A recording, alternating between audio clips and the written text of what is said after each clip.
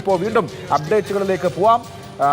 എന്തായാലും പുതിയ ആക്രമണങ്ങളുടെ വിവരങ്ങൾ വരുന്നില്ല. ഒരുപക്ഷെ 3.0 അവസാനിച്ച് കാണാം. ഓപ്പറേഷൻ സിന്ദൂർ 3.0 ആക്രമണങ്ങൾ അവസാനിച്ചിട്ടുണ്ടാകാമെന്ന് വിചാരിക്കുന്നു. ഇപ്പോഴും പാകിസ്ഥാൻ നരങ്ങൾ ബ്ലാക്ക് ഔട്ടിലാണെന്നാണ് മനസ്സിലാവുന്നത്. പാകിസ്ഥാനെ സംബന്ധിച്ച് പലതരത്തിലുള്ള ആഭ്യന്തര പ്രശ്നങ്ങൾ കൂടി ഉണ്ട്. നമുക്ക് പി ബസന്തിലേക്ക് ഒന്നുകൂടി പോകാം. ബസന്ത്, ഈ ഓപ്പറേഷൻ സിന്ദൂർ 3.0 ഭാഗമായി നടന്നിട്ടുള്ള അറ്റാക്കുകളൊക്കെ അവസാനിച്ചോ? പാക് നഗരങ്ങളിൽ നിന്ന് ഇപ്പോഴും സ്ഫോടന ശബ്ദങ്ങൾ ഉണ്ടോ, അതോ ബ്ലാക്ക് ഔട്ടിൽ തന്നെയാണോ? എന്താണ് അവിടെ നിന്ന് എന്തെങ്കിലും പുതിയ വിവരങ്ങൾ വരുന്നുണ്ടോ? അഭിലാഷ, ഇപ്പോൾ ഇന്ത്യയിൽ പാകിസ്ഥാൻ നടത്തിയിരുന്ന അറ്റാക്ക് അല്ലെങ്കിൽ ഡ്രോൺ ആക്രമണങ്ങളൊക്കെ തന്നെ നേരത്തെ തന്നെ അവസാനിച്ചിരുന്നു. 11:30 മണിയോടുകൂടി തന്നെ പാകിസ്ഥാൻ്റെ ഭാഗത്ത് നിന്നുള്ള ഈ ഡ്രോണുകളുടെ വരവ് നിലച്ചു എന്നുള്ള വിവരമാണ് വരുന്നത്. ഏറ്റവും ഒടുവിൽ ജലന്ധറിൽ 11:20 തന്നെ ഡ്രോണുകളെ അല്ലെങ്കിൽ പാകിസ്ഥാൻ്റെ ഭാഗത്ത് നിന്ന് വന്ന ഡ്രോണുകൾ തകർത്തിരുന്നു. 11:20 ആ ഓപ്പറേഷനൊക്കെ അവസാനിച്ചു എന്നാണ് ജലന്ധറിൽ നിന്നുള്ള ഔദ്യോഗികമായിട്ടുള്ള വിവരങ്ങൾ തന്നെ പുറത്തു വരുന്നത്. മാത്രമല്ല, ഇന്ത്യ ലാഹോറിലും അതോടൊപ്പം തന്നെ ഇസ്ലാമാബാദിലും ഡ്രോൺ ആക്രമണം നടത്തി എന്നുള്ള വിവരം വരുന്നുണ്ട്. അതും അവസാനിച്ചിട്ടുണ്ട് എന്നുള്ള റിപ്പോർട്ടുകളാണുള്ളത്. കൂടുതൽ അപ്ഡേറ്റുകളൊന്നും ആ ഭാഗത്ത് നിന്നും വന്നിട്ടുമില്ല. ഞാൻ നേരത്തെ പറഞ്ഞ പോലെ കറാച്ചിയിൽ നാവികസേനയുടെ ആക്രമണം ഉണ്ടായി എന്നുള്ളത് ഇപ്പോൾ സ്ഥിരീകരിക്കാൻ നാവികസേന തയ്യാറല്ല. അത്തരത്തിലൊന്നും ഉണ്ടായിട്ടില്ല എന്നുള്ളതാണ് നാവികസേന നൽകുന്ന വിവരം. ഏതായാലും ഇന്ത്യക്ക് മേൽ നടത്തിയ ആ 8 ഡ്രോൺ ആക്രമണങ്ങൾ, അതായത് 8 മിസൈലുകൾ വർഷിക്കാനുള്ള ആ ശ്രമം ഇന്ത്യ S-400 ട്രയംഫ് മിസൈലുകൾ ഉപയോഗിച്ച് തകർക്കുകയാണ് ഉണ്ടായത്. ഇതിനെ തുടർന്നിട്ടാണ് പാകിസ്ഥാൻ വ്യോമാക്രമണം ആരംഭിച്ചത്. അതായത് പാകിസ്ഥാൻ്റെ യുദ്ധവിമാനങ്ങൾ തന്നെ ഇന്ത്യയിലേക്ക് കയറുന്ന ഒരു സാഹചര്യം വന്നു. ഇത് ഇന്ത്യ തകർത്തിടുകയായിരുന്നു. അതായത് പഠാൻകോട്ടിലും അഖ്നൂറിലുമാണ് പാക് വിമാനങ്ങൾ തകർന്നത് എന്നാണ് മനസ്സിലാക്കുന്നത്. ഔദ്യോഗികമായി പാകിസ്ഥാൻ അറിയിച്ചിട്ടുള്ളത് 2 ചൈനീസ് നിർമ്മിത F-17 വിമാനങ്ങൾ തകർന്നു, 17 എന്നുള്ള വിമാനങ്ങൾ തകർന്നു എന്നുള്ളതാണ്. F-6 കാര്യത്തിൽ ഇപ്പോഴും അവർ ഒരു സ്ഥിരീകരണം നൽകുന്നില്ല.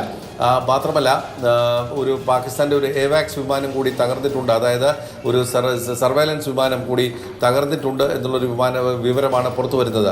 2 പാക് പൈലറ്റുമാർ പിടിയിലുണ്ട്, അതേ ഇന്ത്യയുടെ കസ്റ്റഡിയിലുണ്ട് എന്നുള്ളൊരു വിവരം ഇപ്പോൾ പുറത്തു വന്നിട്ടുണ്ട്. ഇക്കാര്യത്തിലും ഔദ്യോഗികമായിട്ടുള്ളൊരു സ്ഥിരീകരണമില്ല. പക്ഷേ ഇക്കാര്യത്തിൽ ചില സൂചനകൾ സർക്കാർ വൃത്തങ്ങൾ നൽകുന്നുണ്ട്. നാളെ രാവിലെ 10 മണിക്ക് വിദേശ മന്ത്രാലയത്തിൻ്റെ വാർത്താ സമ്മേളനമുണ്ട്. പ്രതിരോധ മന്ത്രാലയത്തിൻ്റെ വക്താക്കളും ഈ വാർത്താ സമ്മേളനത്തിലുണ്ടാകും. അപ്പോൾ മാത്രമാണ് ഇന്ന് വൈകിട്ട് നടന്നിട്ടുള്ള അല്ലെങ്കിൽ രാത്രി നടന്നിട്ടുള്ള ഈ പ്രത്യാക്രമണങ്ങളെക്കുറിച്ചുള്ള കൃത്യമായ രൂപം നമുക്ക് ലഭിക്കുകയുള്ളൂ. യെസ്, നാളെ വാർത്താ സമ്മേളനത്തിൽ കൂടുതൽ വിവരങ്ങൾ നമുക്ക് ലഭ്യമാകും. കറാച്ചി തുറമുഖത്ത് ആക്രമണം നടത്തിയിട്ടില്ല എന്ന് ഇന്ത്യൻ നേവി സ്ഥിരീകരിച്ചിട്ടുണ്ട്. നേരത്തെ INS വിക്രാന്ത് കറാച്ചി തുറമുഖത്ത് ആക്രമണം നടത്തിയതായിട്ടുള്ള വിവരങ്ങൾ ചില മാധ്യമങ്ങളിൽ വന്നിരുന്നു, ചില ഹാൻഡിലുകളിൽ വന്നിരുന്നു. എന്നാൽ കറാച്ചി തുറമുഖത്ത് അങ്ങനെ ഒരു ആക്രമണം ഉണ്ടായിട്ടില്ല എന്ന് ഇന്ത്യ സ്ഥിരീകരിക്കുന്നു. നാവികസേനയുടെ മൂവ്മെൻറ്റ് ഉണ്ടായിട്ടില്ല. INS വിക്രാന്ത് അറബിക്കടലിൽ ഉണ്ട്, സജ്ജമാണ് INS വിക്രാന്ത്. ഇന്ത്യയെ സംബന്ധിച്ച് ഇന്ത്യ വലിയ ഒരു നേവൽ പവറാണ്. ഇന്ത്യൻ നേവിയുടെ അടുത്ത് നിൽക്കാൻ പാകിസ്ഥാന് കഴിയില്ല. 1971 ഇന്ത്യൻ നേവി കറാച്ചി പിടിച്ചിരുന്നു, നമുക്കറിയാം.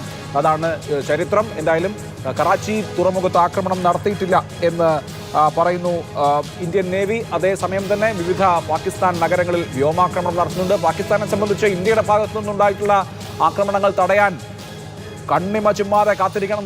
ആദ്യത്തെ ഓപ്പറേഷൻ സിന്ദൂർ 1 അത് 1-4 ആദ്യം ആരംഭിച്ചതെന്ന് ഓർക്കണം. 1-4 മുതൽ 1-29 വരെയായിരുന്നു ഓപ്പറേഷൻ സിന്ദൂറിൻ്റെ ഒന്നാമത്തെ ഘട്ടം.